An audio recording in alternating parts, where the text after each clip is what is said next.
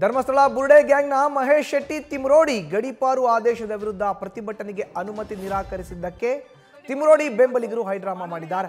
Belthangady mini ವಿಧಾನಸೌಧದ ಎದುರು ತಿಮ್ರೋಡಿ ಬೆಂಬಲಿಗರು ಪೊಲೀಸರ ವಿರುದ್ಧ ಘೋಷಣೆ ಕೂಗಿದ್ದಾರೆ. ಪೊಲೀಸರು ಕೂಡಲೇ ಸ್ಥಳಕ್ಕೆ ಆಗಮಿಸಿ ತಿಮ್ರೋಡಿ ಬೆಂಬಲಿಗರನ್ನ ವಶಕ್ಕೆ ಪಡೆದುಕೊಂಡಿದ್ದಾರೆ.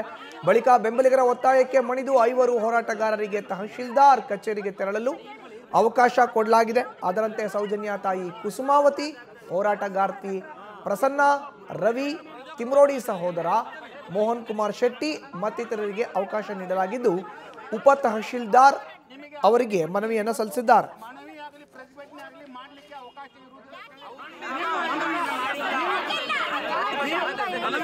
ನೀವು ಕೊಟ್ಟಂತ ಮನವಿಯನ್ನು ನಾವು ನಿರಾಕರಿಸಿದ್ದೇವೆ. ಅದಕ್ಕೆ ಇವತ್ತು